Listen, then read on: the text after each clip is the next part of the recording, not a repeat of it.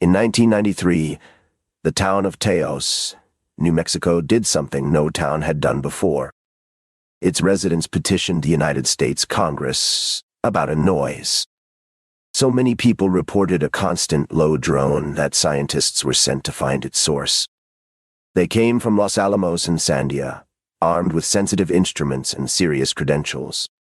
Their equipment, some of the most sensitive in the country, detected nothing at all.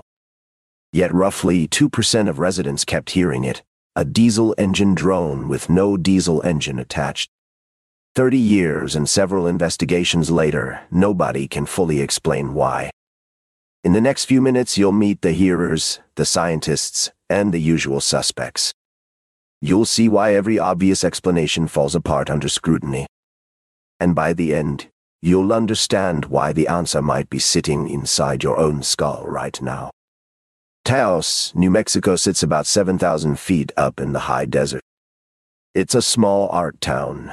Adobe buildings, galleries, mountains on the horizon, roughly 6,000 residents.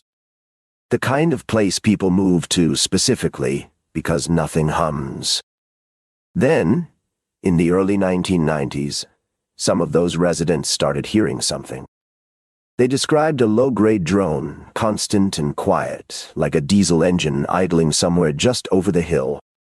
Except there was no hill with a diesel engine behind it. The sound didn't stop at night, and it didn't fade when they drove across town.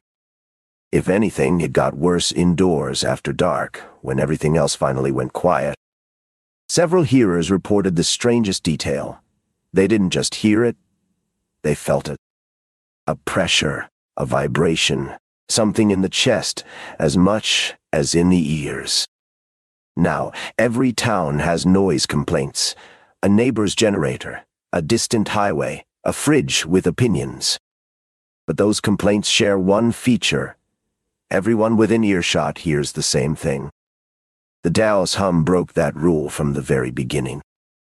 Most people in town heard absolutely nothing, no matter how hard they listened. The hearers would point into silence and ask, "There. Can't you hear that?" Their families couldn't, their neighbors couldn't, and in many cases their own spouses couldn't. Which left the hearers in a position familiar to anyone who smelled gas nobody else smells. Either something real was happening that most ears simply couldn't pick up, or a scattered group of otherwise ordinary people had all developed the same phantom sound at once. Neither option is comfortable, and Taos spent the next few years discovering just how uncomfortable. By 1993, the hearers of Taos had exhausted the usual channels and their patience. So they did something noise complaints almost never do.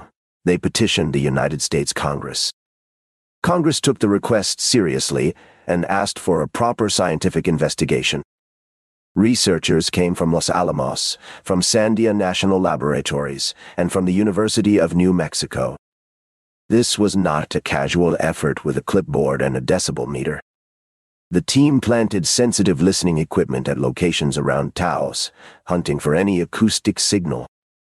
They interviewed hearers at length, documenting exactly what the sound was like and when it appeared. They ran surveys across the population to figure out how widespread the perception actually was. The answer, roughly 2% of residents reported hearing the hum. 2% of 6,000 people is over 100 individuals. That's over 100 people describing the same low drone. They lived in different houses, in different parts of town, and mostly didn't know each other. And then the investigation delivered the result that absolutely nobody wanted. The instruments detected no acoustic signal matching what the hearers described.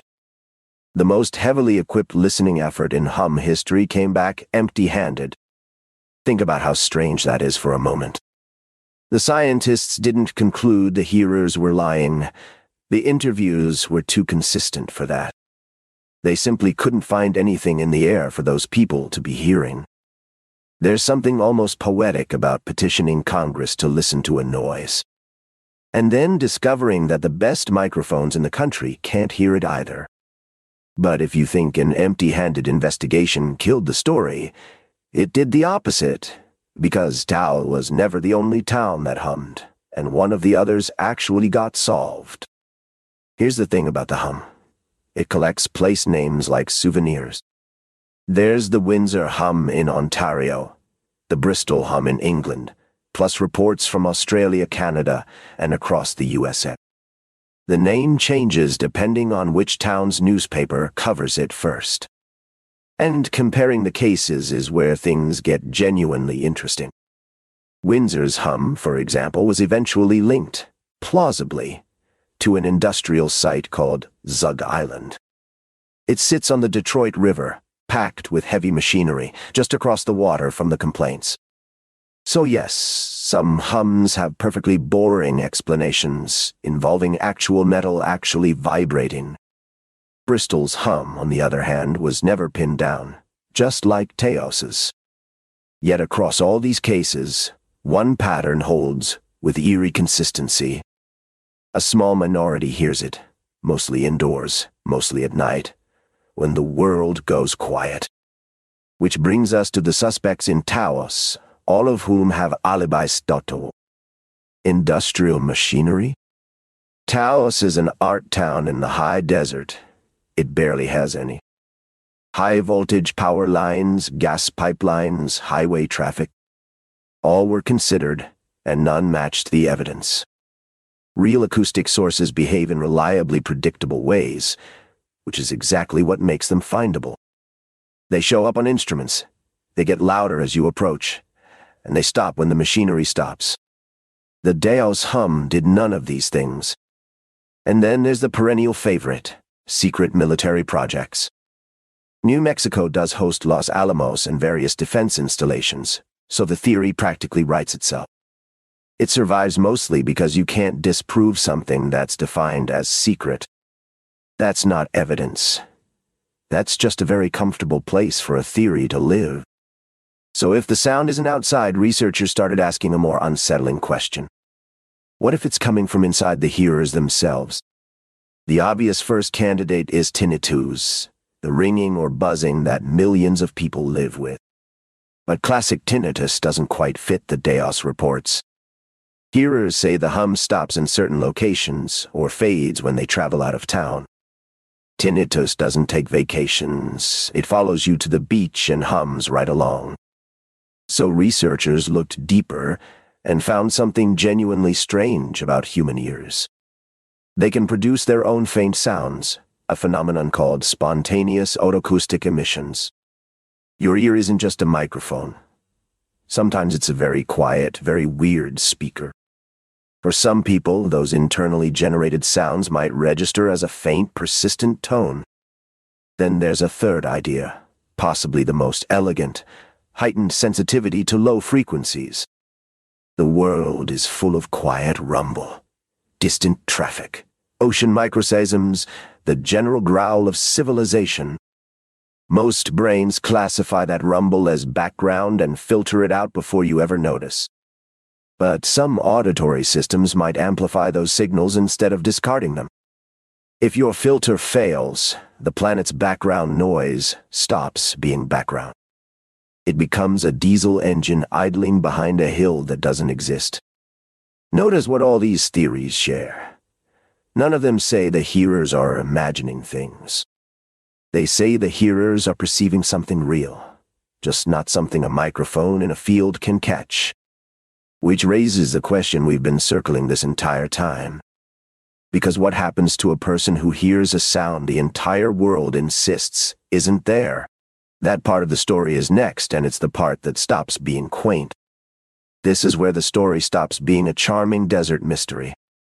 Hearers across these cases have reported insomnia, headaches, and real difficulty concentrating. Imagine a diesel engine idling in your bedroom. Every single night, permanently. Now, imagine everyone you love telling you the engine isn't there. That second part, by most accounts, is the worst one. Some hearers have moved houses trying to escape the sound. A few have moved countries, chasing a silence that keeps not arriving. Because here's the cruel logic of an internally generated sound. You cannot run from it. If the hum comes from your own auditory system, it packs itself into your luggage. You can close a window on a noisy street. You cannot close a window on your own auditory cortex. And this is why it might be in your head isn't the dismissal people think it is. A perception generated by your own nervous system is exactly as real as one from outside.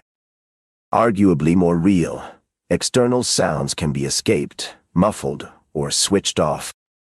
Internal ones are waiting when you wake at 3 in the morning, patient and constant.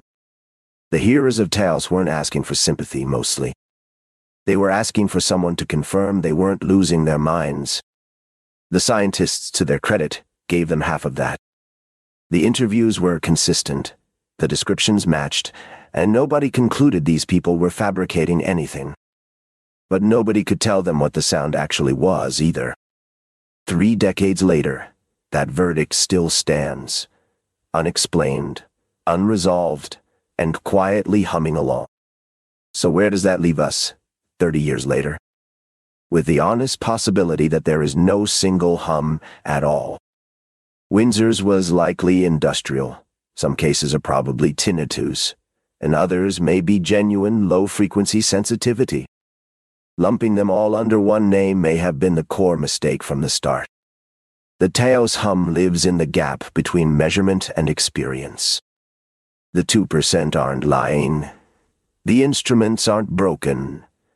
And both things are somehow true at once. That gap is uncomfortable, which is exactly why it's worth sitting with. So here's your homework, and it costs absolutely nothing. Tonight, find the quietest room in your home, turn everything off, and just listen. Really listen for 2 full minutes to what your silence actually sounds like. If you hear nothing at all, congratulations. Enjoy it. If you hear something faint and low, well, sleep well anyway.